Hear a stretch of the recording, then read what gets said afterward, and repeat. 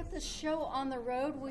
I need to call this to order, and it looks. I don't hear you. That's okay. I've got a teacher voice.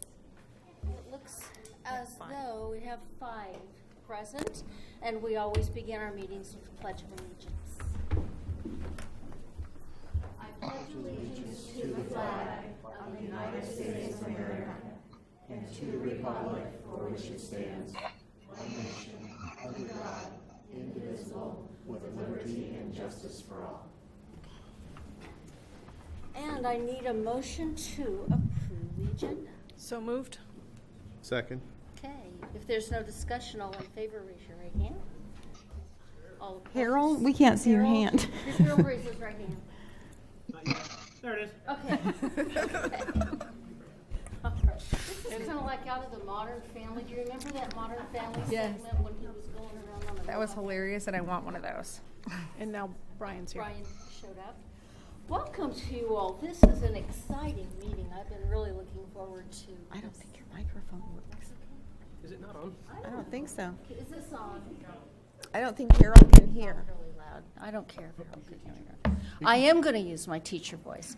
We are all gathered to hear the Advanced Ed Accreditation Visit Exit Report, which we are really excited to hear. So let's get going. I want to hear what you have to say. We have Leonard Paul, who is our lead evaluator. And Leonard, if you would mind introducing your team. I would be happy to. First of all, thank you for inviting us, and we're happy to make this exit report and anticipate that it'll be the start of a real strong journey for this school district to continue its work and improvement in meeting the needs of your children in this area. Had a wonderful accreditation team here, folks. These individuals worked very, very hard, and we had many long days and extensive discussions about what we were observing and what we were putting together in our report.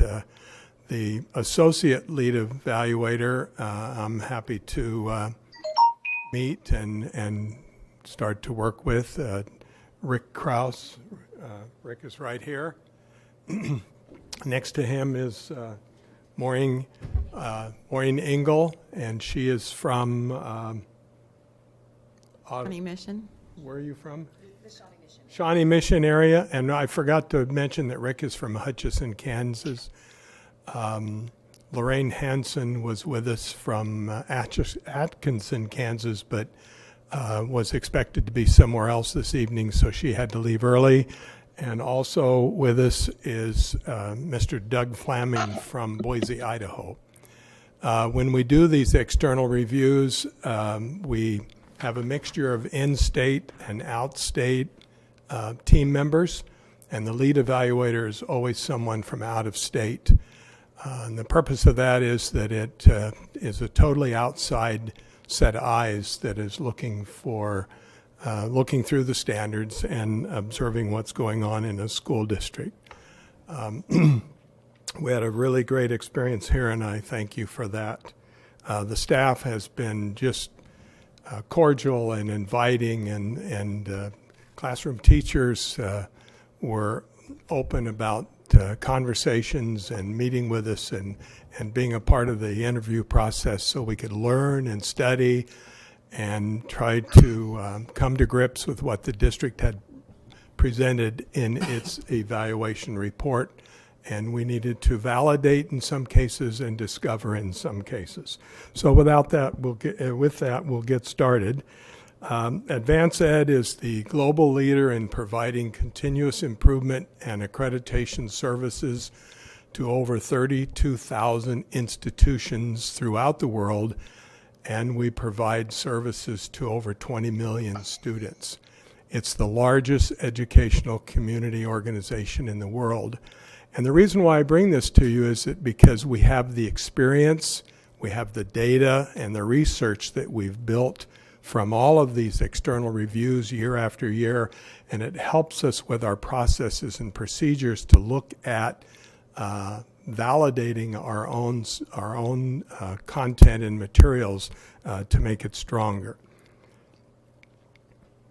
The accreditation activity is an international protocol for institutions committed to a systematic, and sustainable improvement process. Try that one every day. Builds capacity of the system and its schools to increase and sustain student learning, and it stimulates and improves effectiveness throughout the system. We've already had some discussion with your superintendent about what's in this report to allow her to have an opportunity to start thinking about these processes and results in preparation for the work that's going to be going on for the next 5 years as you go through this accreditation period. The external review is a diagnostic process. It's designed to stimulate and guide continuous improvement with a focus in 3 areas. We call these domains. And the first one is the teaching and learning domain. The second area is the capacity of leadership. And the third area is the use of resources. So our 5 standards and the indicators, the student performance diagnostic and the stakeholder diagnostic are integrated into these 3 domains. And that's the basis of the analysis that we do to look at a school system. So again, we're looking at it in terms of teaching and learning, leadership, and the use of resources. The professional judgment of the external review team is what provides results, and we provide those results as powerful practices. These are things that are working so well in the district that we ought to be shouting about. We ought to be telling people about. It's exciting information that works well that the staff should be very, very proud of. The second area are opportunities for improvement. And these are areas that the team has decided that if the district would engage in working in these particular areas, that the results would really enhance the entire accreditation experience and the school improvement experience, the district improvement experience that's going to take place because of those improvement options. When you think about the report and maintaining and sustaining accreditation, a school system must respond to the improvement priorities within 2 years and move in that continuum. The improvement or the opportunities for improvement are not required, but they're a part of the basis for the overall evaluation and strongly recommended. The next area that we will introduce here is the Index of Educational Quality. This is the scoring process that determines whether or not a system is accredited under review or if it's fully accredited.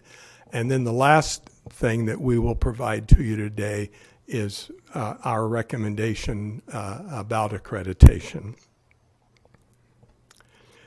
While we were here, we interviewed 153 persons, the superintendent, 4 board members, 11 administrators, 83 teachers, 7 additional staff members, 33 students, and 14 parents. And I think even some of the board members may be parents, so we could have added those numbers, but we keep those separate so that the chart is clean. But that's a huge number of people that we spent time talking with, interviewing, asked questions, having discussions.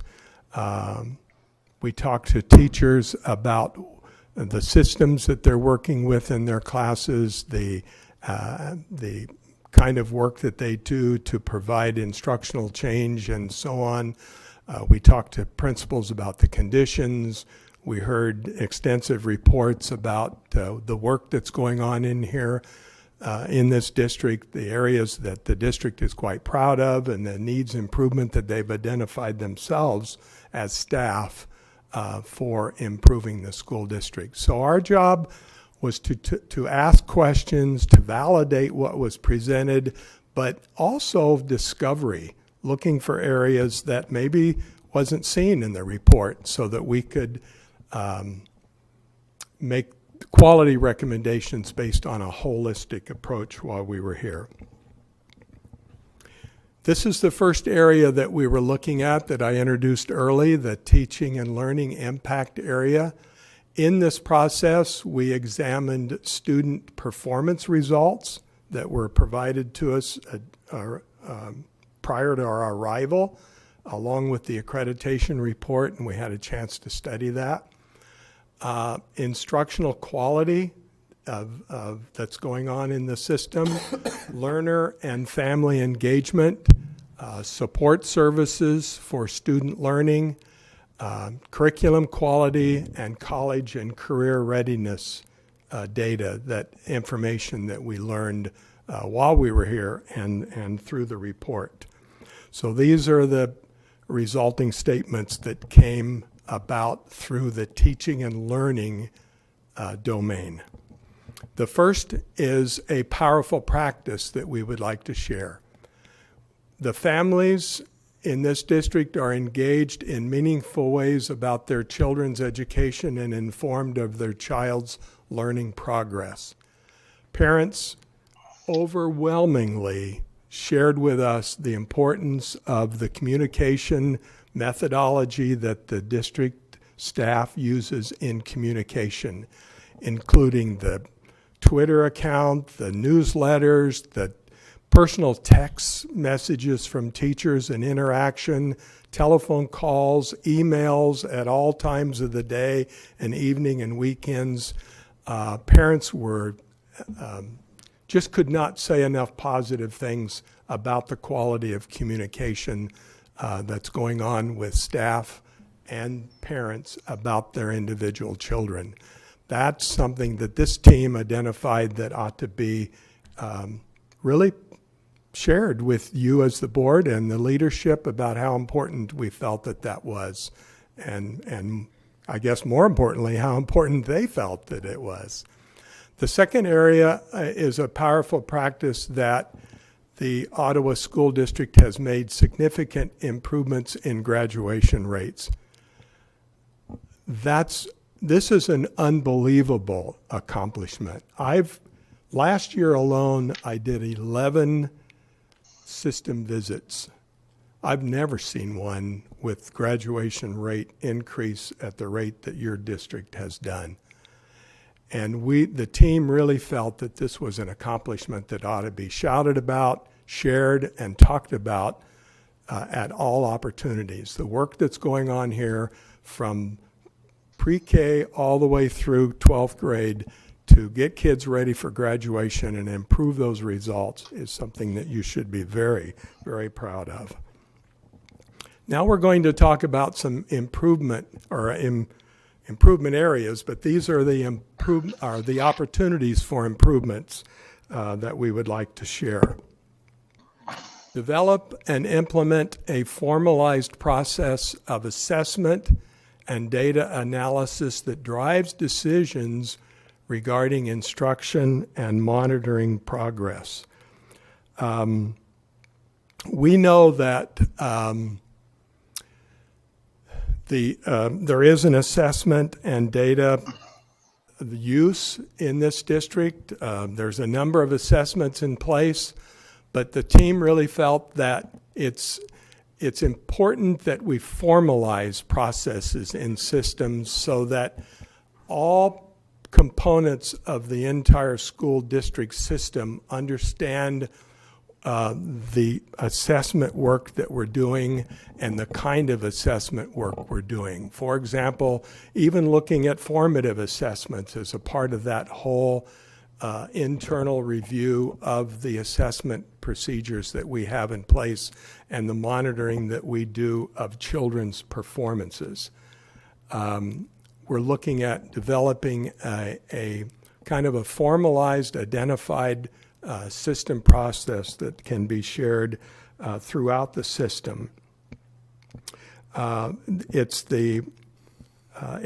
looking at how using data can start to drive instructional changes where necessary to improve student performance and achievement. The next improvement priority is to include math interventions as a part of MTSS in all schools. The focus here has been on reading, and teachers through our interviews a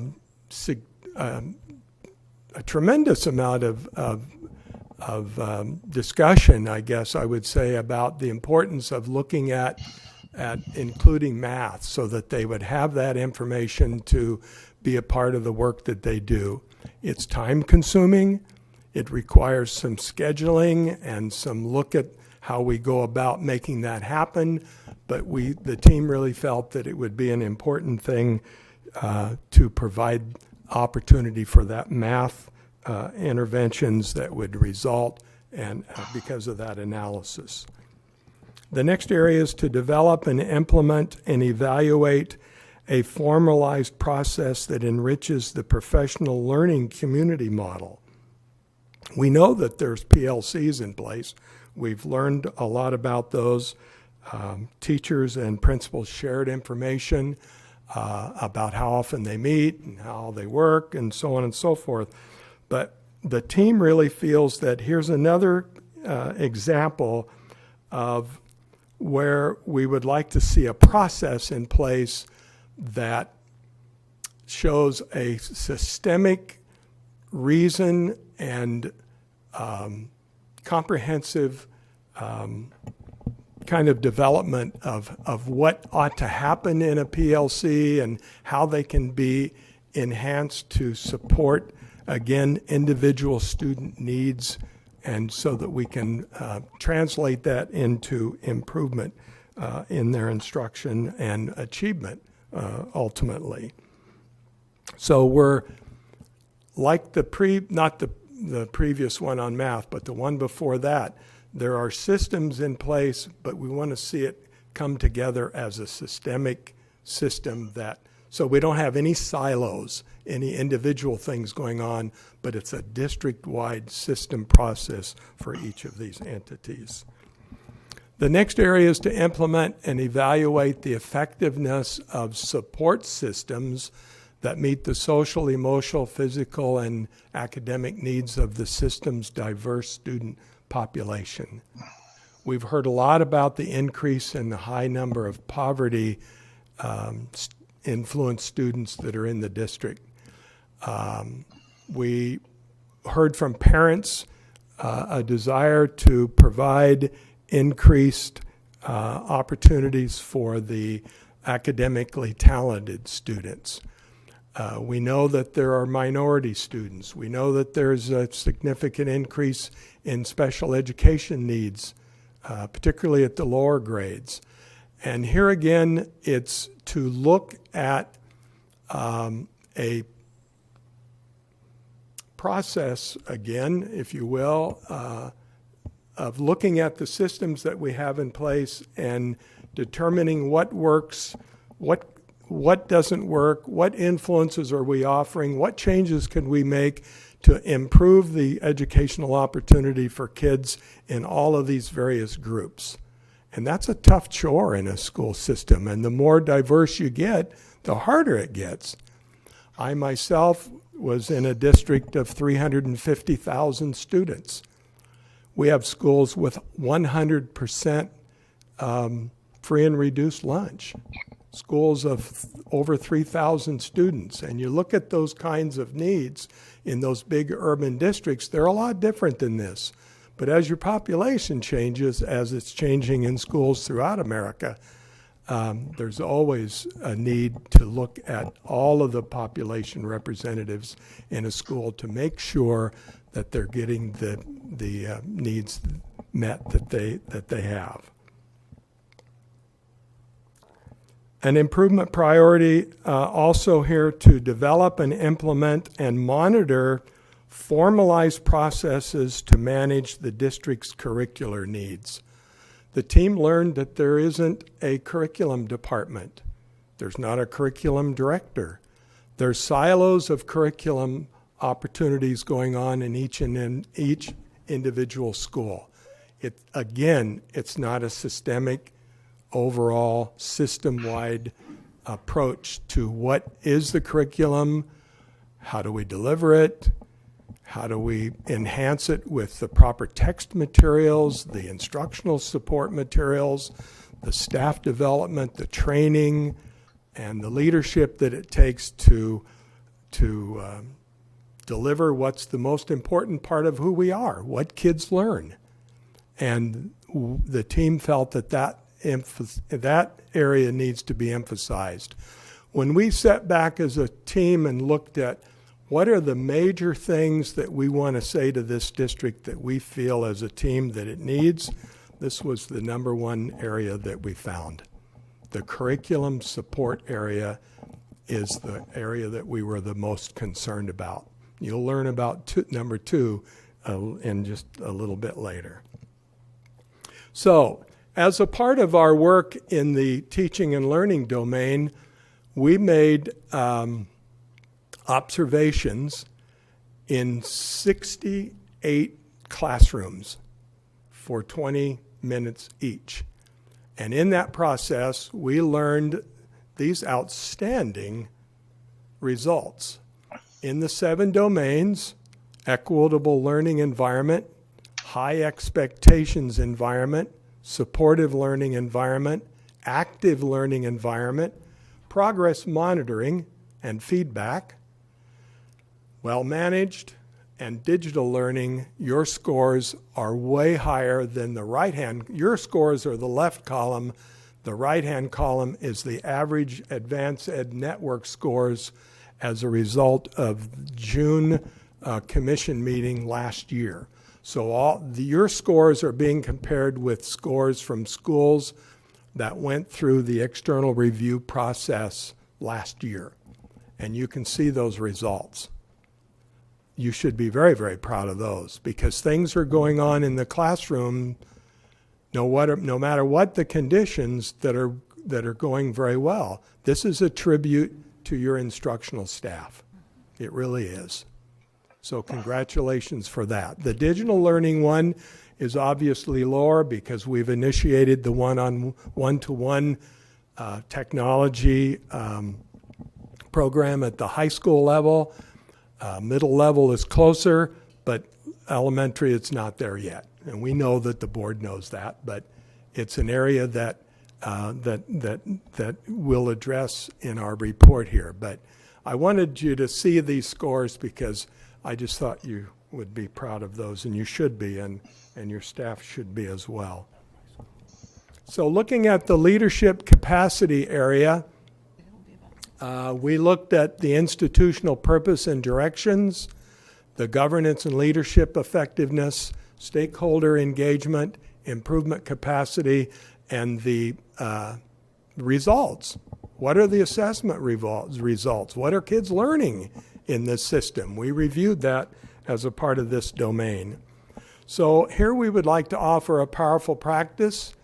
The superintendent and the Board of Education exhibit practices that provide a strong leadership and allows the autonomy of leaders throughout the system. Not all board and superintendent relationships are like yours. This is good. I mean, you've done a good job of allowing your superintendent to step forward and bring some things here. And under her leadership and the staff that she has assembled, or in some cases inherited in the schools, you obviously are proud of your bond program, but I know you're proud of the cultural change that's happened in this district over the last few years to make a difference so that the community is engaged and happy about the education of their children. Not every parent, we know that. There are parents that struggle because their kid's not doing well, and it's somebody's fault. But we do know that there are parents out there that are really happy with what's going on. We would like to offer an improvement priority in this domain. Develop a strategic planning process that includes data-driven continuous improvement and drives operational and instructional focus. This is the second area that the team felt was critical.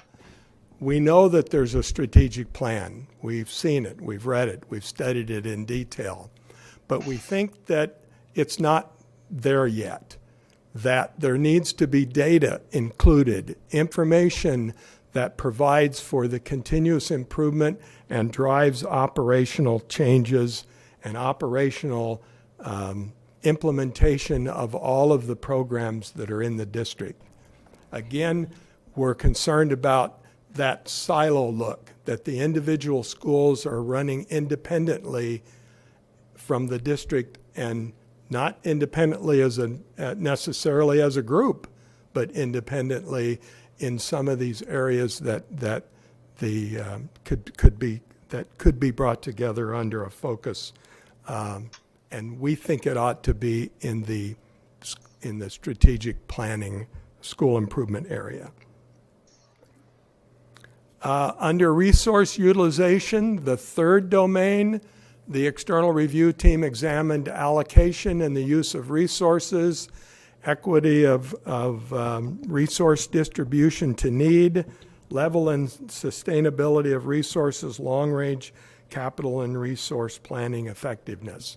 Obviously, we were impressed with the bond success, and we know you are, and we know the community is, and your parents spoke of that as well, and certainly the teachers are happy with that. So we know that the changes that are going to be made in schools are going to really be enhanced. There is a powerful practice that we'd like to share. The school district has a strong commitment to the implementation of instructional technology. For a small system, you've done a wonderful job of moving that direction. And we know it's implemented stronger at the high school level, and it's working the way through the system.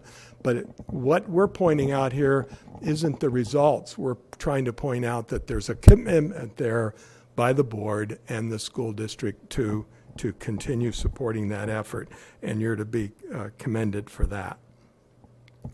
So, looking at the conclusions of this, the index of educational quality is a number that you're going to see, but its impact is based on what we've learned through the teaching and learning and student performance that we've observed, the capacity of leadership to guide and ensure effectiveness in carrying out strategic direction, utilization of resources to meet those diverse needs of students and the various schools, and the use of it's used as a tool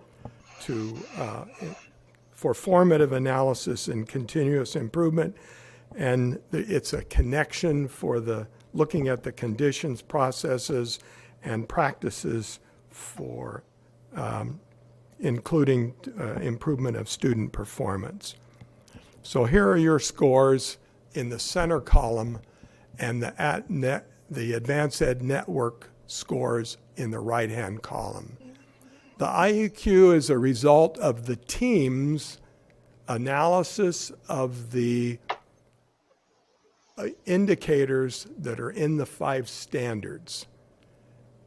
By the way, our scores in some cases were higher than the system's self-assessment scores because we felt that you were doing a very nice job here. And I think the scores reflect that you're right in the average category of systems throughout the country. And you're to be commended for that. That's a remarkable accomplishment. And your overall score is just dead right in with very little significant difference statistically. So you're to be congratulated for that. And that's I had that slide in there twice for some reason. The IAQ results indicate that the school system is performing within acceptable ranges as compared to expected criteria, as well as with other institutions in the network, as I said. So with that, this team is going to recommend to the Advanced Ed Commission that this school district earn the distinction of accreditation. And you will have that distinction for the next 5 years without any kinds of enhancements other than what I've shared with you today that you would have to be involved with. So congratulations for that.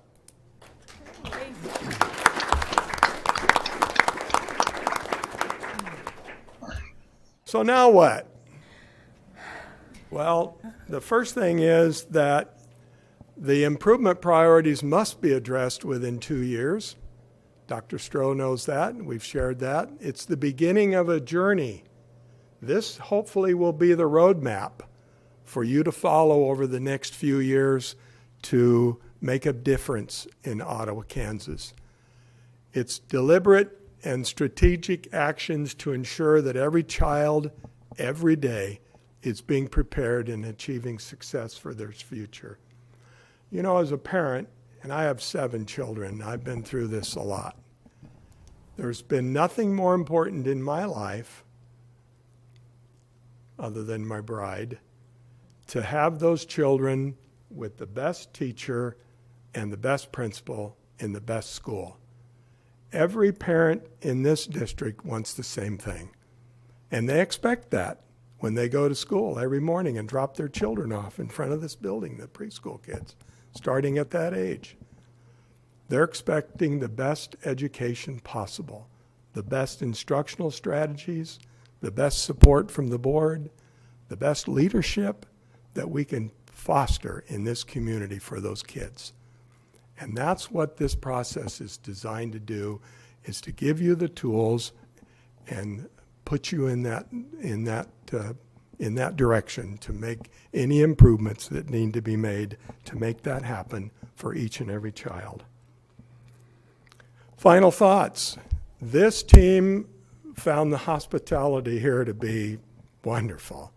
Everybody was just great. I already mentioned that early on, that the staff was wide open to having us roam the halls and sit in classes and talk with children and talk with people. So thank you very much for your hospitality, your support, your professionalism.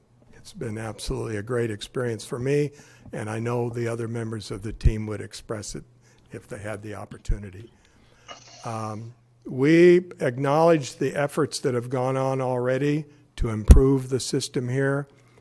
Dr. Stroh, you're to be congratulated on the work that you've done as the leader of this district and board. You made a good decision when you brought her on board. So we congratulate you for that, and we congratulate you for going through this process, which wasn't easy for the staff, but we hope that the results will engage you on that journey that I mentioned. And our job is to create a world of opportunities for every learner all of the time. And with that, that concludes the Advanced Ed Exit Report. Now what happens now is this is only a snapshot. These statements could be tweaked a little bit as we continue to write. The written report will be sent to the superintendent in about 3 to 4 weeks. It'll be a very extensive written report with great detail in every area about what each of these statements means, what the evidence of it is, why we put it there, and what we think you should do about it. And it's that work that begins that journey. So we thank you for allowing us to be in your school district. Thank you. And thank you, team. Rick and Doug and Maureen and Lindsay, who has already gone. Thank you so much. It's been great having you here. And staff, principals, teachers, thank you. You've done a great job this week, and I know it was a little hard, but I thank you for being so welcoming to our team. It's been a great experience. Well, and I think On behalf of the board, thank you all for all you've done, for coming to our district to see what we do well and helping us out with what we don't. And then to the rest of all of you that are here, thank you for everything you do every day. Thanks for all you do to support Jeannie, and thanks to Jeannie. And you guys did a great job. I think it's amazing. The first question they asked us as board members is, what's the best thing do you have going in this district? And I said, the teachers. So I was right. Absolutely. Absolutely. All right, very good, thank you.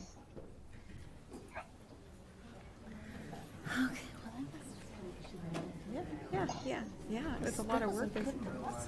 Yeah, it was a good process. Seriously, what did it cost us to get this accreditation? I mean, I'm sure that was expensive to bring them in or pick them up. And We pay, I don't know what the cost is per year, but we pay a fee every year to belong to the project. Harold's here in his little computer head. If you watch Big And Bang, so, you kind of he know. wanted to be part of the process. great And to in order for him to hear you, you need to be at the microphone. Speaking to a so. a microphone. TV show called Herman's Head. It was kind of like something like that. Yeah. So this part of the meeting is going to be just a discussion with the board. There isn't anything formal, no presentation. There won't be any action or anything. And I ask Amber and Josh to be here just to be part of the discussion with all of you in terms of phasing and bidding, the bidding process and all of that, because I know that's been of concern to everybody. So, And I kind of asked Jeannie to have this meeting because I've never built a school before, and I need a big picture, and then we can do the little pieces. I just want to know how this is all going to work, and I'm sure all of you have some questions as well. So, how do you build a school?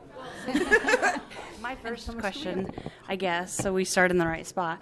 Are you wondering about design as well, or just once we hand it over to Josh, or all of it, or All of it. I think the design is pretty self-explanatory. I think I understand that. If you guys have questions about it, please feel free. But it's just the process. Where do you fit in? Where do you fit in? Where do we fit in? And what are all of our tasks as we build these buildings? Okay. Well, I guess in big picture terms, we've had some preliminary conversations about how we're going to break things up and bid them as projects. So, like the new elementary school would be built or bid in totality, that development there. The safety and security packages would probably be bid, all of those at one time. How we break up the high school is yet to be determined. We're balancing breaking it up into small enough pieces to increase local participation, but also being able to achieve consistency with materials and systems from each phase to the next. But as far as how the process works, DLR puts together the bid documents. We will provide them with some information that goes in there. Specifically, there's some front-end stuff about the bidding procedures for the subcontractors so that they have that information, as well as bid packages that specifically say, okay, concrete, if you're bidding this concrete bid package, here's everything that you need to include. Once that's done, we advertise both paper, bid bulletins like Dodge, Bid Clerk, things like that. We send out invitations specifically to those that are on our bidders list already. There's a pre-bid meeting where we invite people to come, ask questions about the project, review the bid process in detail. A lot of times we'll almost do it kind of like a job fair, separate from the pre-bid, so that if you have some bidders that have questions, they're not familiar with the process, and they don't want to ask it in a room full of 50 people, they can come up and ask on more one-on-one settings some more basic questions. When the bid day comes, we receive the bids. Typically, we receive those at our office. We put together a bid tabulation, and present that to you. That includes all of the bidders, what their bid was, any clarifications to their bid, if there's any adjustments necessary, anything like that. And as part of that bid tabulation, we provide a recommended bidder. Part of that process is making sure that they're qualified, they're financially stable, they've got the manpower, they've done projects of similar size and scope, they don't have any issues. For example, maybe we get a low bid for the concrete work at the high school, but it's 2 guys in a pickup truck. Well, the lowest bidder is not necessarily the most responsive bidder. So part of our job is to go through and identify issues like that so that we can make recommendations to you. So. And this is where we've had that discussion before, difference between the contract you have, CM at risk, and CM agent. He will make a recommendation, but ultimately he holds all the contracts with all those subs. Correct. So. Okay, because I know there were questions about how bids are done. I know Harold here had questions about how bids were done. And so, Harold, do you have any questions about this? Josh, you mentioned that you received the bids at your office. On a project like this with the public taxpayer dollars, I think it might be advantageous to have you and Amber right here in the same room on that bid day, open them publicly. What's your thoughts on that? That can certainly be done. We've done it that way before. If it was CM agency, you'd have to do it that way. The thing about this is it's not necessarily in the best interest of the owner. I'll give you a scenario, for example. Say we get 2 bids. Bidder A is $30,000 cheaper than bidder B. And as part of the post-bid evaluation, we realized that bidder A missed some component of the project that he was supposed to have. Well, if it's read aloud, he knows exactly where he is. He knows he's $30,000 lower than the next guy. So what we can do is we can either throw him out as a non-responsive bid, and that's $30,000 more that it costs you to do the work. We can ask him to identify what the value of that work is, and he's probably going to tell you $29,000, which it probably isn't $29,000. So in a situation where we open it, and when we open them at the office, you guys are certainly welcome to attend. I mean, we've done that before as well. We can go through that and get vet that process. We go back through and double check and make sure they have everything and get an honest response. If the exact same scenario exists, but he doesn't know he's $30,000 cheaper, and he says, "Oh yeah, I missed that. That's only $5,000." Okay, fine. And we show that on the bid tab so that you can see exactly what happened. So at the end, it's better for the owner, in my opinion. Also, what tends to happen is you get people that don't submit on their proper bid form, or they don't actually follow the bid package. They may bid labor only instead of the whole thing. There's all kinds of variances that you end up seeing across the fax machine on bid day. But it's that variance that we're trying to alleviate, because the reverse is true. Is if they don't fill it out correctly, you run the risk of people thinking, well, and I'm not making any statements with it. I've just seen it where people think that, well, you went back to second bidder $30,000 lower, and he helped them get the bid up. And general contractors are accused of that. My thought is the bid package going out will have a form that Amber puts together that you approve, that will have what their bid on. It's a 1-page response on that bid form. If they can't fill it out, do you really want them as a sub? There's a valid statement there, but I will say that in our industry, there are some very good contractors that aren't very good at paperwork. Right, but I guess I'm talking about a multi-million-dollar HVAC contract. If they can't fill out a 1-page form and fill in the lines correctly, I don't want them filling out the specs that Amber is putting together that's 100 pages long. Sure. So, I guess my thought is it protects you and protects the board, that when we read these aloud, and yes, I perfectly am fine with putting in the language that we as owners and you as a general contractor reserve the right to reject any all bids. Yeah. Because, you have to, and there are times you will recommend to us not to take the lowest one. And I think that's within your right. I don't have any problem with that.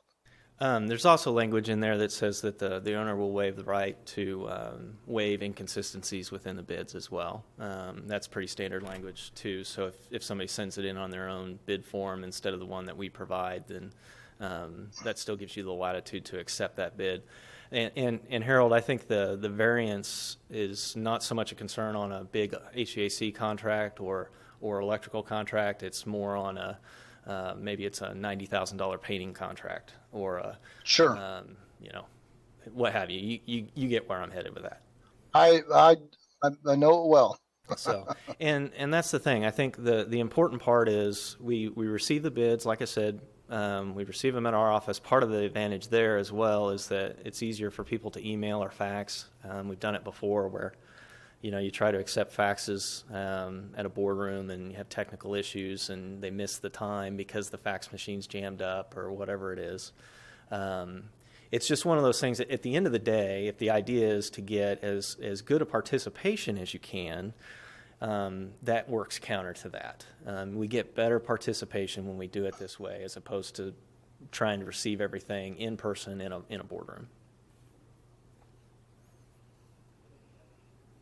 Well, I almost was going to argue the other way around, but we'll let other people weigh in.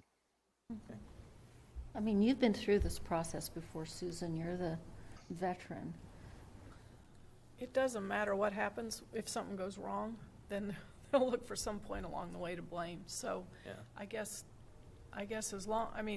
we've got to make sure that we're open and honest with everybody, as transparent as we can be, and not let, I know I had people call me who have said, well, there's no sense in us even bidding because they select their own subs. And so I don't want to necessarily, and that can be sour grapes. Mm-hmm. I'm not weighing, I don't know nothing about it because I'm not in your business at all. So I just want us to make sure that Right. you're whole in this and we're whole in this and that people have continued positive feeling about the bond process. Sure. Just because, I don't know, we want to have, as is evidenced by you, as many local people here as we can, working for a long time. Yeah. And still have the quality. Right. And I wish I would have brought the guiding principles because quality was a big deal. And I know when we went to, I told Josh last week, when we went to Joplin, Josh was telling us about contractors and subcontractors and so on. And he was talking about, he has a knowledge set about subcontractors and the quality of their work and who's qualified and who, our goal is to get the bond finished on time and on budget. And so we're going to have to look, I think, to Josh for the people he knows that are the quality, the people who have the qualifications and so on. Yeah. So that's what I talked to him about last Now, week. the quality and on budget, those are the two things that are going to happen. And I asked at a training meeting at KASB if we were bound to take the lowest bid, and we're not. We take the bid that's best for us, and that's Sure. quality and on budget, I guess, is our two criteria. Yeah. I want to And- make sure we keep negotiation power. Like I don't like having all of our power removed, which it kind of sounds like if we do it open out in public, I'm all for transparency, but at the same time, I also don't want the contractors to know exactly what they're up against because you're right. I've watched it happen in my own home, Sure. that they'll do that because it's their livelihood and Right. they don't want to come in the low, they want to come right in where everybody else is going to come in so they can get paid. And it will be transparent. I can show you an example of another one we've done where it's the full bid tab. It shows all the bids received, even if they were non-conforming, and they're identified if they're non-conforming, any post-bid adjustments and why the recommendation was made. It's usually a pretty extraneous circumstance if we don't recommend the low bid, And Susan, I would offer that you probably are getting some sour grapes. There's people that they want to presume that we're doing something wrong. That's why they didn't get the job. Right. And I can tell you that it's not our practice to do that, and when found out, if it does happen, it's a fireable offense. It just doesn't happen at our office. Yeah. So. Well, and I'm just saying, it doesn't need, that needs fire hosed down, you know, so it doesn't perpetuate, I guess is what I'm saying. Whatever way that is to protect you and us and Amber. I think I was just going to say, he mentioned a pre-bid meeting. There's even more we can do prior to that. Other meetings, other forums where we can get guys, get them all together and make sure they're understanding, again, about the transparency. Make sure they're understanding what's coming up, how it's going to be bid, what the process will be. It helps that they'll, maybe there'll be guys that have bid for Josh before, so they'll understand it, but they may have questions about our documents or the phasing or whatever it is. Having more meetings where they can see Josh, talk to us, ask questions, just helps with that transparency and hopefully them understanding why something happens. Yeah, I think that's really important to this board, that this entire process be as transparent as it can possibly be. I think that's very important. So we the board will see all the bids as they come in, and then we'll get your recommendation. Yeah, I mean, like when we'll go to your office when it comes time to open the bids. Yeah, if you want to be there as we're receiving bids and be a part of that process, you're certainly more than welcome to. I might suggest, because of Kansas Open Meeting Act, that you well, all 7 of you can't show up all these times. How many bid packages you're going to have? Hundreds. Yeah. It's killing a lady right here. Yeah. Sorry about that. But what I might suggest is that if there could be a schedule, and I don't mean the whole thing, but when you get to a point where you can say, okay, here are some bid packages that we're going to open, so that 2 or 3 of our board members could be there. It doesn't have to be the whole board, I don't think. And I think many of our board members have jobs they can't get away from, family they can't get away from. So I don't want to put that on everybody. Certainly Dr. Cobbs and I will be there, but that could be just something that people divide up. I don't know how you feel about that. I think it's a smart idea. Yeah. Because most of the bid packages will be opened in the middle of a workday. Yes. So, yes. Someone like myself who's all over this town may not be able to get away, or Susan may be in the middle of something. So we all have jobs. I think it's smart to probably split it up. Yeah.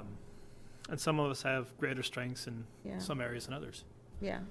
One of the hardest things for me after the last bond, because I'm old and been on this board way too long probably, was the issue of the roofs, or if it was raining, or the sheetrock was cracked at Lincoln or something like that, or the floor was cracked at Garfield.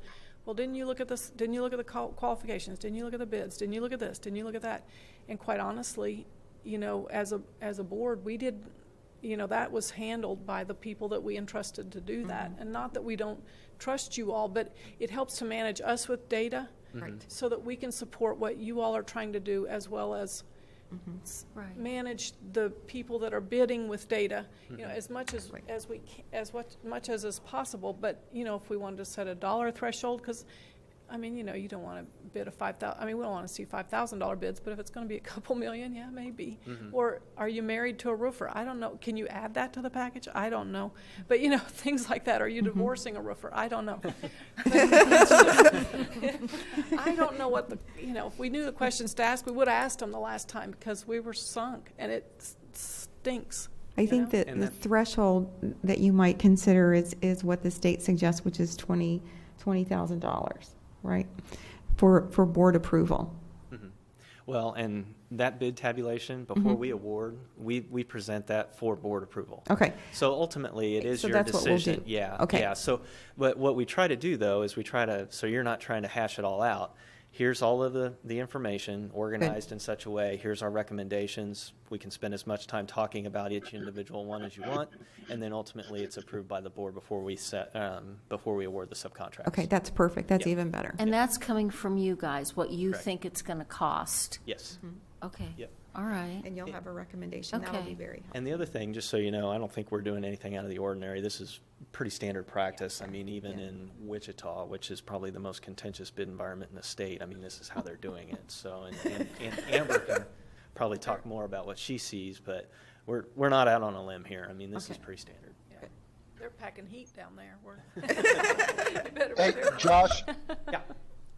I have a question. So the process you're describing really is a 2 o'clock on Thursday afternoon, you're receiving the concrete bids, but rather than do it in that boardroom right there in public, you go do it at your conference room, and it's still going to be on a set day, set time, and you go open them all at that same time and tabulate it. You're just not making it necessarily public. Am I following that? Yeah, that's correct. It's just not a public meeting. And we'll have a couple of board members, Dr. Cobbs and myself will be there, right? Is that what we're talking about? Yeah. Okay. That's a consensus. I don't know. And so theoretically, when you go to your subs, even though it's not a public bid opening, you can explain to them that, I know I could barely hear what Susan was saying, but I hear the same thing. So if they're worried that, some, backroom deals going to be cut, there really can't be, because we'll have management there, district personnel there, plus board member too there. They're all being open at the same time, tabulated. We'll leave that room that time knowing what the bid amounts were. Theoretically, a month later, when you make a recommendation, they ought to match, right? Yeah, unless there's any adjustments as we go through and we figure out that they missed something. And then, like, for Correct. example, do the exact same scenario we said before. Bidder A is $30,000 lower than bidder B. They come back and they say, it's $10,000. My recommendation will still be bidder A if they're qualified. But if there's a concern or something about shenanigans and you want to use bidder B, then you can use bidder B. I mean, ultimately, it's your decision. How often does that happen that people miss? Never. Not industry, with Lloyd Builders. How often does that happen that you have to negotiate with somebody to get the bid right? I don't know. It really kind of depends on the region we're working in. The closer to the metropolitan areas we are, the bidders are more sophisticated. So they're more accustomed to it and they're more thorough. As we start getting into more rural areas, we find there's a little more hand-holding. Like I said, there's really good contractors that aren't necessarily good at paperwork, and that's kind of where that comes in. So it depends on the area that we're working in. I mean, at most maybe, I don't know, a third, we have to make some sort of a post-bid adjustment. And the other thing I've seen that I'm sure you can speak better to, but is say you don't have good coverage, so you get only one concrete guy. Right. And then the next thing you're going to do is make a ton of phone calls, right? Trying to get more guys to be involved and see, is that number where it is supposed to be, or should that number really be lower? Hopefully we don't have that problem, but that's the only other, you were talking about adjustments, Harold, and that just might be another place where if you don't have the coverage, he would do some more work behind the scenes trying to make sure, is that the right number? Can we get a little lower? Oh, okay. Well, hopefully, Josh, part of what you're doing for us is you'll know a day or two ahead of schedule who's going to be bidding. You may not know exactly, and people still may be a little foggy, but I mean, if you're only getting one or two interested concrete guys, hopefully you're going to postpone the bid and figure out. Is that correct? Yes, but I will say we had an instance on a job recently where we had 6 HVAC bidders the day before, and we're following up that morning and confirming that they're bidding, and a couple of them dropped out, and then by bid time, 2 more dropped out. So we went from 6 to 2 in a matter of 24 hours. They just ran out of time. So stuff happens. So when you said we're going to bid the elementary school, we're going to bid safety and security, and then OHS to be determined, that means when they send in a bid, it will be for the new elementary school, a whole bid. It won't be parceled out, concrete and floors and doors. No, it will be. Yeah, Okay. we'll bid the entire elementary school, but those are the bid packages that I'm talking about. Okay. We include. So we identify a scope of work for every part and piece that goes into the building, and then they pick which package they want to bid. Okay. Yeah. Like I said, I'm just learning about No, this. that's fine. Yeah. When we built our house, the builder came in and said, "Well, what do you want to do about soffits?" And I went, "What's a soffit?" So, this is. Sure. something that I need to learn. Josh and Amber are very good teachers. I can attest to that. Josh is developing those packages, so they may be different on the elementary versus, they will be different at each of the, but he's doing them to, the best way that you're going to get the best numbers. Does that make sense? So on one, there may be a pack, and you can talk better to it. On one school where there may be a couple things combined, whereas at the high school they may be separated out for size reasons or things like that. So Okay. that makes sense. I Some guess. trades kind of sometimes get combined together. Okay, all right. So we discuss the bid process as much as you need. The next one is the phasing and the budget that we wanted to talk about. So on the 14th, we've talked, and we think that we'll be ready to, Amber and the DLR group will do a presentation of the board update. And one of the things that they will need is approval of the budget and a phasing. And we think that should probably be separate, right? Isn't that what we said? Yes. So really what and you're talking about the 12th, correct? 12th, On Monday. 12th, I'm So sorry. what we would be looking for design-wise, we have, I think I've showed you, I know you've seen our design schedule. So we go from schematic design to design development and finally into construction documents. That's our whole time of designing kind of split into phases. And we ask for your approval to move from one to the other. That helps you understand where we're at, and that helps you know that you're still on budget. So at the end of towards the end of each of those phases, we're handing over documents to Josh. He's pricing them out. And then when we come for your approval, we're saying, here's how far we are with the design. Here's how, you've seen Dr. show the floor plan for the elementary. It's the same idea, only a little more developed.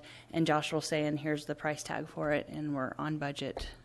Is the idea to not come to you unless we're on budget. So, so that's kind of when you talk about phasing. That's during design. That's the parts that we're doing. And at the end of each of those phases, we like to come back and give you, and any other time as well. But definitely those spots, we like to come back and give you updates and make sure you know how far we're moving along. Okay. And you'll have a pretty significant document before that you'll be able to go through. So if you have any questions, whatever, and you'll see the budget in advance. It won't, you won't get it like the Friday before. We're hoping to get it to you maybe late this week, first of next week, something. Yep. We're kind of shooting for the 5th. This first one is the small. Obviously, it grows as we move along in the design process. The first one's the easiest one because it's a lot of narratives about the systems, narratives about finishes, and then there'll be some floor plans and some pictures, things like that. And as we move along, you'll actually get the documents that Josh will end up using to build the building. So you have a chance to look through and see exactly where we've put everything from a door to a marker board to the site grading if you want to. You can see all of it, and not that we expect you, we can sit down and go through it. It's just to make sure you understand exactly everything that we're designing in. So. And then you have an estimator then in your company that estimates how much they think this is all going to cost. Yeah, that's what we're going through now, is doing that conceptual estimating based on the documents that have been prepared thus far. Okay. So, The elementary. yeah, for the All elementary. right. Mhm. All right. And how accurate in the past have you found? My work in insurance, those systems are pretty accurate. What they use to estimate for claims and stuff. Right. And I'm under the impression that a lot of contractors are using the same type of software. So, are you usually pretty accurate? Yeah, we are. When we do it, we use historical data, but then we also reach out to subcontractors we've worked with in the past to help us do some pricing exercises, and that's what we're going through right now. So we're usually within 1% or 2%. It's close. Okay, that's good. So, and Amber, correct me if I'm wrong, once you get the phasing documents and you have all that information, those things have been decided, so it won't be, okay, move this here or there. When those kinds of things start happening, that the price tag goes way up and the timeline stops. So all the work and the data that I give you previous to that, then really that phasing document is, here's where we are. You're approving that we're moving from this phase to the next phase. It isn't time to change what color or anything is, or not that color's on it, but we're not going to move. We're not going to move this school from 19th and Eisenhower to another site. right? Would that be correct? Absolutely. Okay. Not to say that you don't have input, because we definitely want all the input, but we'll set up, for the high school, for instance, we will have meetings set up with whoever Dr. Cobbs decides that is appropriate for each of the areas, to kind of again, to go down to where exactly do you want that marker board, where do you want your desk to be. And so, whatever level of involvement you guys want to have. So we want to, just like what you're saying, we want to make sure we're doing that in all those months before we bring that document to you. Yeah. Like you did on the elementary building, right? Yeah. Anything about that? We want it all. We want it for free. And we want it, and by day after tomorrow. Right, Susan? By day after tomorrow. Yeah, by day after tomorrow, so we can get on with our advanced ed process. That's right. Oh, yeah. Okay, so that was quick. Harold, do you have anything that you want to ask on that? Josh, part of your deal, do you do a constructability review of the plans? Yeah, absolutely. That's part of the process as well. And that's really kind of throughout while we're talking about different materials, not just about how it goes together, but availability, long-term maintenance, all of that. So that's an ongoing process. Okay. Are we using a third-party independent inspector on this project? There will be a special inspector for structural. That's required by code, but I don't believe that there's a third party. Well, the only thing I would say, I know roof, you've had maybe a roof issue, I think I've heard. It wasn't screwed down. It wasn't screwed down. If there are certain things like that, we can pull in an inspector that could, we kind of two things we can do. During design, we can have a consultant who only, Blue Valley uses a masonry consultant, and he's out there on site so he sits with us and he tells us how exactly to draw the details.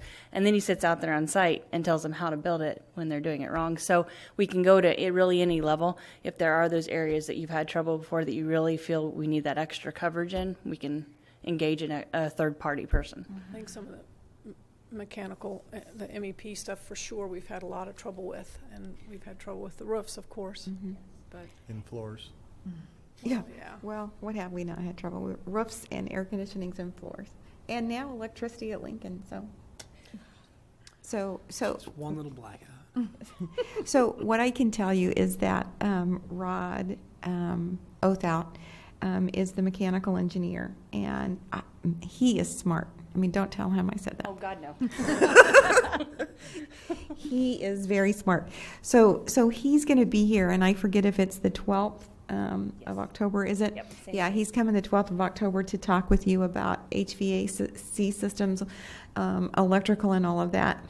And so he's going to explain to you the whole mystery at OHS with a 4-pipe system. oh my God, Okay. I know. So- We were supposed to have 4 pipes. So- We never got them. We're still 2 pipes short. We're running 2 more pipes.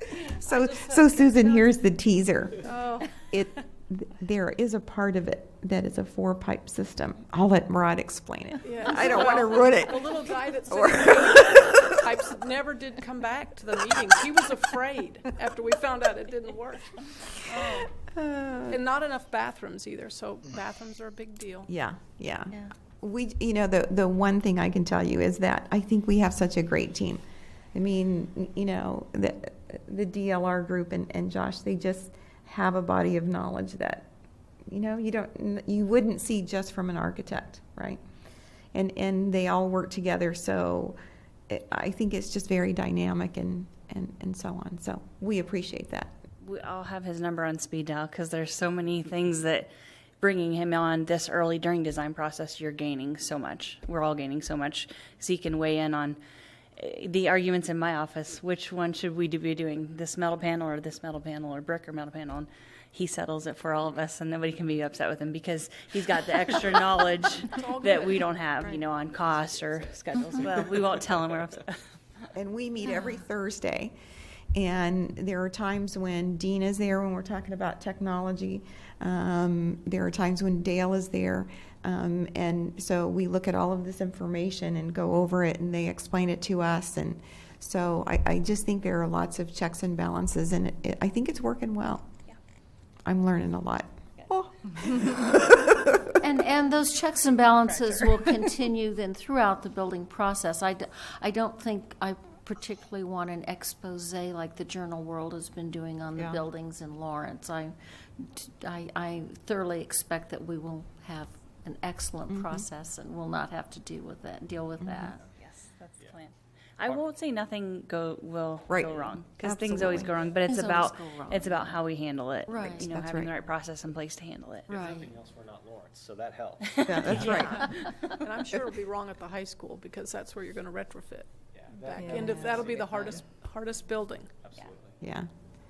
Yeah. Now, I don't know if you guys can answer this or not, but just because of my insurance background, how does that work? Like on two parts, like the new elementary school is new construction, so we don't have insurance on the building itself. We would get a course of construction policy if this was a residential home, but because it's more of a commercial type thing, what happens if something happens during the building process and the structure is ruined? And then second, what happens during the building process if someone gets hurt on there? Who's ultimately paying for that? Yeah, the first one is a builder's risk policy that can either be purchased through us or through the district. And we've had that conversation. Typically what we'll do is we'll both price them out and you can get the best deal. Just want to review to make sure you get the same coverage when you're reviewing that. Very The important. second one, if someone gets hurt, it's a little more messy. It's either if it's a subcontractor, their insurance, our insurance gets involved. It's a liability insurance is what it is. Okay. And just But for the you're record, very- no workers' comp for USD 290. We're Yeah. not doing workers' comp for anybody. Yeah, it does get messy. It can get very messy. So I just wanted to make sure we were prepared. Sure. Yep. Josh, Builder's risk is the main thing. So good. Have you started tackling the phasing at the high school yet? yeah, we've taken a look at that, and we're going to look at it again. 'Cause that's, I mean, clearly the most complex Yeah, part Yeah. of the bond. because it affects the teaching environment and which area comes first, and so the focus has been on the elementary school to this point. So we've only kind of looked at it. We haven't got too involved. Yeah. Okay. So are we on to board communication avenues and linkages? Unless they have anything further, or Harold or anybody has any more questions? Okay. No, I think I'm good. Okay. Very Thank you, good. This has Josh. been very Amber. helpful. Yeah. Good. Yeah. Thank you. Thank you both. Thank you for Thank you. coming. No No problem. Thank you, guys. See, we move really fast when Bill's not here. Have you It guys is noticed that? Bill. It's Today, I said, is Bill. Bill coming? She goes, no, and I went, Yeah. I'm gonna be out of We're here. gonna have to tell him. We're gonna have to tell him. Bill, you slow us down, my friend. Thank you both. That was helpful. Yeah. Because I didn't understand bid processes or any of it, so that's great. Okay. Okay, so let me summarize just to make sure I have this. So, bids will be opened at Josh's office. We'll have 2 or 3 board members there in attendance. And it'll be on a set day at a set time. Dr. Cobbs and Dr. Stroh will be there. Is that what we decided? Yes. Okay, we're good. I have a quick question, if you don't mind. When they said that they do, like the elementary as one, they all bid this, bid that, does that mean we could have different contractors doing wiring in each building? Yes.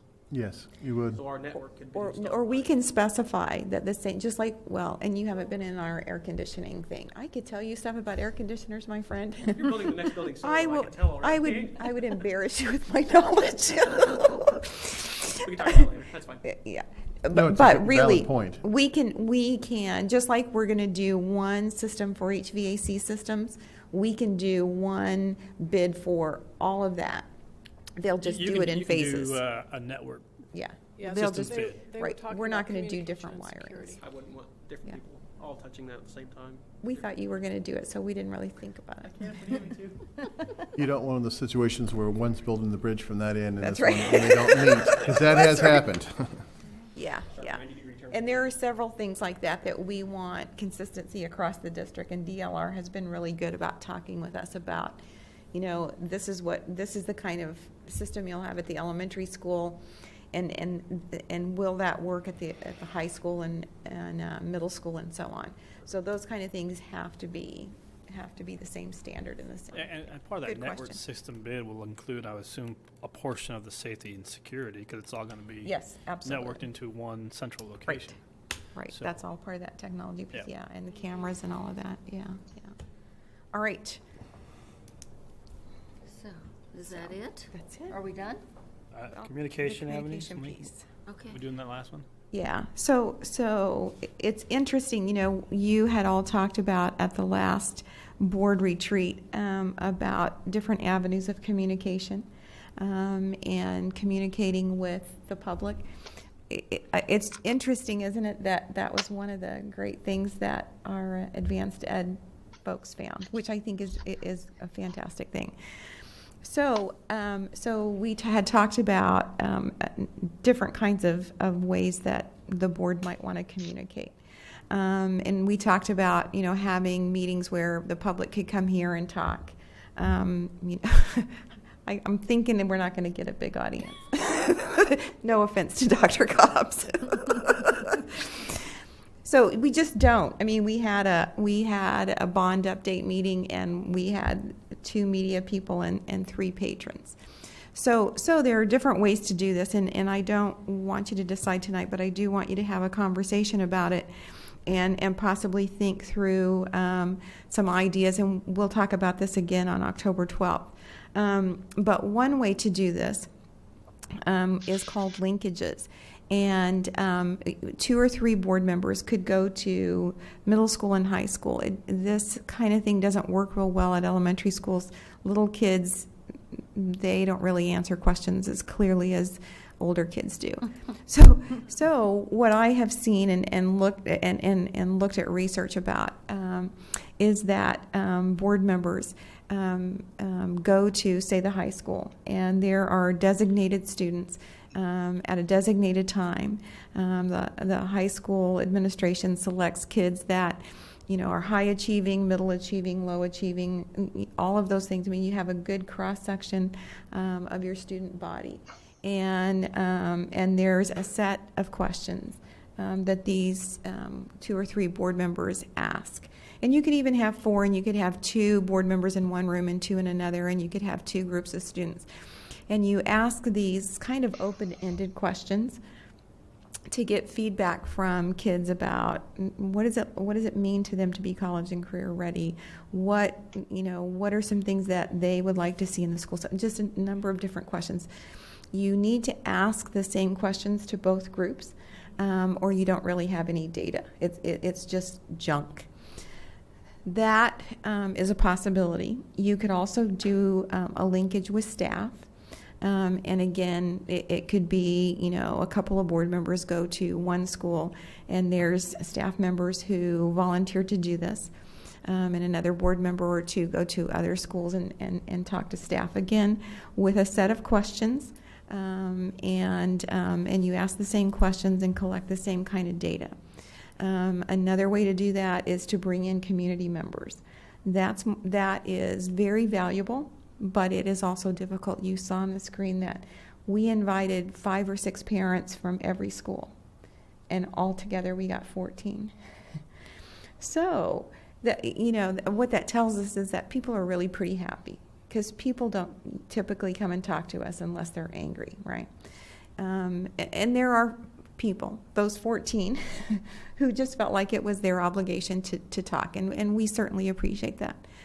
But this could be another part of this linkage process, where 2 or 4 board members could take groups of just the general public. They don't have to be parents. They could be senior citizens. They could be just people who were invited to come.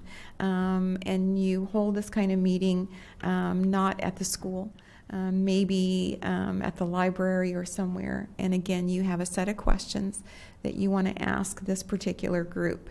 And you go through the set of questions, and either you write the answers that you get, or the reason we have 2 board members typically is one asks the questions and the other writes the answer, and then you just switch back and forth.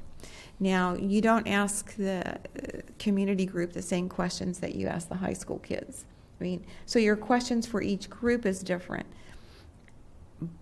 But if you have two groups of community people, you ask those people the same question. Am I making sense? Are you with me? Okay. Who creates the questions that I missed? Well, typically, what I've seen done in the past is that board members submit questions, okay, and then the questions are gathered. And you want to have open-ended questions. You know, you can't say, so, you know, don't you wish the new school was purple? I mean, you have to ask open-ended questions. So you get a bank of questions, and you look at the questions and you decide which are the ones that are most important to the district, right? I mean, the information you want is ways that we can build this district towards our vision. And it isn't necessarily that, you know, Sally's always naughty to my kid, that kind of thing, right? So those kinds of things, we can do those kinds of things that we call that linkages. What I would suggest as you think through this, that you don't try more than 1 or 2 per year. You'd be surprised and amazed how taxing it is. I mean, you think you can just pop over to the high school or to a school and go through this process, but you need to realize that there's a whole process of defining what the questions are and having that bank of questions and collecting the data, and then somebody has to put all that data together. So it becomes a pretty labor-intensive process. And there are other things you can do too for communication. You know, you can say a board member is going to be at such and such place, come by and visit, very open-ended. Those kind of things, unless there's some structure, people tend not to do that. So anyway, I'll let you talk about that. I have a question then. Mm-hmm. In light of our recent results from the survey, the number 2 thing that they wanted was a more defined or data-driven strategic planning process. Could those 2 be dovetailed into that process? Like what efforts we make to communicate with others to get information, could that not be structured and then fed back into that system, or would that not? I mean, I'm just trying to figure out how, so we don't do double duty. Right. And you know, one of the goals in the past for the board has always been to tell our story, to make sure that people understand what's going on in our schools and so on. And I think we've gotten at every level. I think we've gotten a lot better about that. And I think that this is the next step. And I don't want you to think just because we're talking about this that you have to do this. This is just a response, some information, because several board members talked about at the retreat that they felt the need to communicate more. So and the answer, the way I see it, Susan, is that yes, we are going to collect data that goes into our strategic plan to make it more operational. My understanding is that our goals were a little broader than what advanced ed examiners like to see. So we can hone those in, and we will collect data and put that into our results portion of our strategic plan.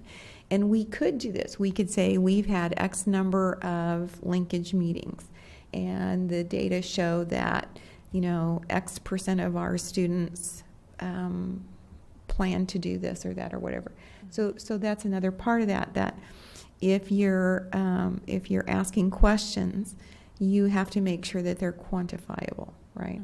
So you can't just ask any old question.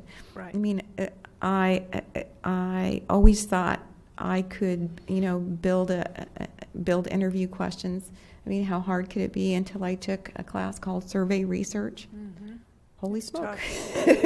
you have to ask the right question in the right way. Right, and it has to be open-ended enough so that people can tell you their answers, but then you can still put those questions in categories, code the answers.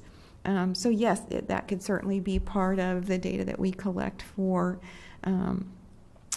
our strategic plan. Well, one thing I would like to is try to get a broader view of what people are thinking is possible. And anytime you sit someone down, they have to talk face to face. There's a level of intimidation there. Could we not get a much broader by just having someone fill out a survey that they can put in anonymously, and they can answer those questions, and it takes away that intimidation process of having to sit there and face, because otherwise you could just be loading up the people you want to give you the answers you're looking for. It doesn't become real data, it becomes structured data.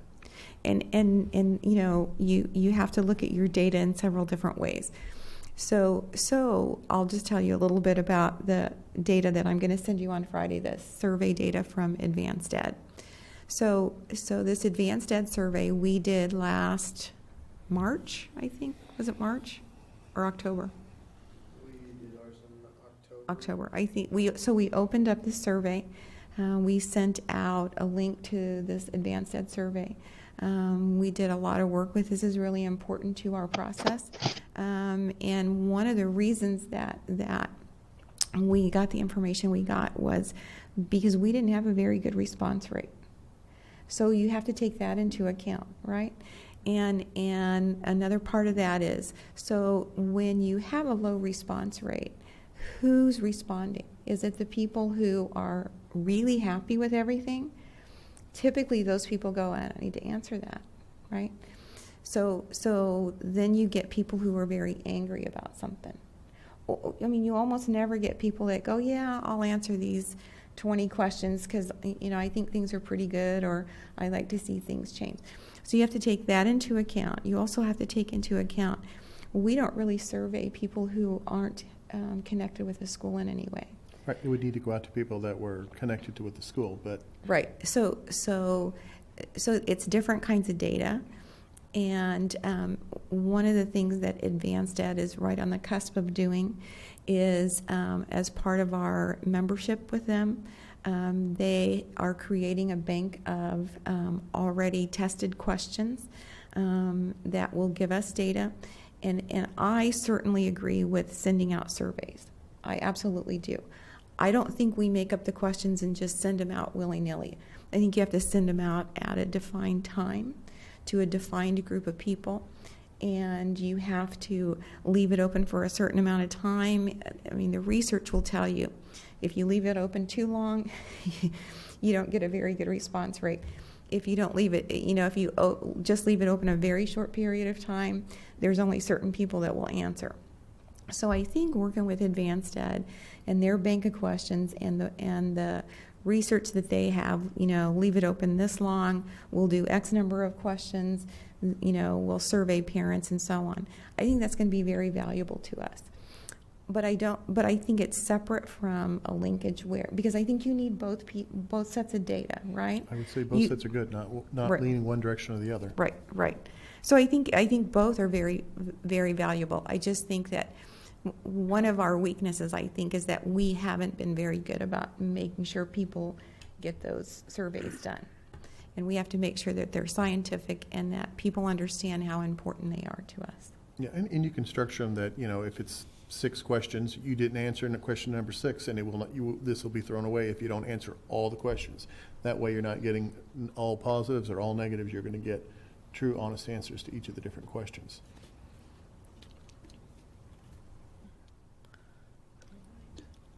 Or they stop the survey and go, well, I don't want to answer number 6, so I'm just not going to answer. I don't care if they throw it away. Yeah, then it goes away. I mean, if they can't be straightforward on that, then it's going to be flawed data. But there is some value. Oh, with I the don't think it's flawed data. Face-to-face stuff.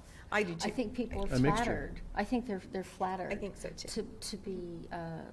To be asked to answer these questions. And you can get more, I mean, body language and Right. I think tone, people and get I mean, things like you that. get a lot out of If that. you're going to make it statistically valid, though, you can't do those things. You can't include Right. those things in the results. Right, No, that's but right. I mean, It has to be. it would give us as a board a feel. You know, we can kind of take the temperature of the people that we're questioning, and then you have the raw data. They are that day. And you can do what you want with the raw data as well. I mean, there is a place for both, and to exclude one over the other would be silly. So. And I think we want to be careful about not doing too much of any of that, because pretty soon people will just go la la la la. Don't, I mean, we want to value that information wherever it comes from, but we don't want to just keep pushing it out there until people go, oh my. I get surveys all the time, and I belong to one organization that sends me a survey about every week. And you know what? The first few weeks I would answer, or I would at least look and see if it applied to me. And now I don't care what they send me. It's like, oh, there's your survey gone. So we want to be really careful about that. And we don't want to do more than 1 or 2 surveys a year. We just can't. People get tired of that and they go, I'm not doing that. So I think we want to be really careful about how we do the surveys, which is a different kind. That's communication from them to us. Mm-hmm. And then I think this is two-way communication, this linkage kind of thing that we're talking about. And I'm not advocating it all. I'm just bringing it to you for your consideration because that was one of the things that you wanted to talk about. Mm-hmm. So, well, and I think we have to be careful too in terms of any sense of we are going to fix this or do this. Right, or right. That's exactly right. Do That's something right. with this. And then if they don't feel like any action's been taken or they don't see it rolled into a strategic plan, they won't want to answer in the future. So, I mean, we've got to do something with it, but in a structured global way as opposed to individual issues. That's exactly right. And we need to let them know how that information will be used, because there are a lot of people who think, well, I told you I wanted something and I didn't get it, so you don't listen to anybody. I get that a lot, and that's, you can't. You may be a great listener and you may do great things, but you can't do what every single person tells you. It's crazy to even think that. So we can stop talking. We've cleared the room. Yes. So we gotta. Do we have to quit? Don't we have to quit? No. Not, I think we had 5:30. We had till 5:30. Okay. So, right. but we sure can quit early if you illegal. You can quit early, but you can't go over. We can't go over. All right. I thought it was 5 o'clock. I was like, oh crap. No. So just, think about, I think it's important to think about those things. And we can talk about it again. That just happens to be on the board agenda for the 12th. And I'll bring it back to you. And we'll talk some more. And even, we can do this at any time. It's not like you have to decide and there's no time limit. So you can talk about it again on the 12th. And I'll be visiting with you about a number of things that we've done in terms of communication. And last year, as we were going through the bond process, it was very narrowed and very focused. And it's a little bit different now. So, maybe after you hear that report, you'll have more ideas about what you might want to do. That's all I have. Okay. Does anybody else have anything? Thank you for highlighting the 5:30.